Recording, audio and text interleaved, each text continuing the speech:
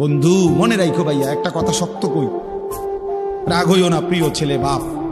এই কপাল পৃথিবীতে উপার্জনের দুনিয়াবি কোনো কাজে লাগে না।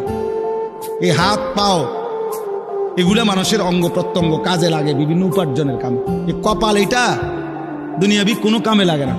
দেখ কোনো কাজের জন্য ওটা দিয়ে কোনো উপার্জনের কোনো কামে, দুনিয়ার কামাইয়ের কোনো কাজে এই কপালের এটুকু জায়গা ব্যবহার হয় না, এটা লাগে না আর কি। তাই এটা আল্লাহ তাআলা কেন বানাইছেন? খোদার কসম রব্বুল আলামিন এই কপাল শুধুই সেজদার জন্য বানাইছেন, শুধু সেজদার জন্য।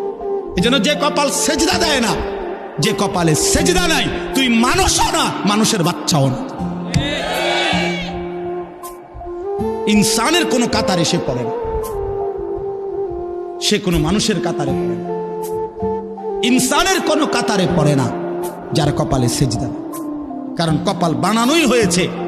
সেজদা কাকে বলে? ওয়াদউল জাবহাতে আলাল আরদ, জমিনের মধ্যে কি রাখা, এই তো কপাল রাখাটারই কি কয়। তার মানে সেজদা কপাল, কপাল বানানোই হয়েছে কিসের জন্য?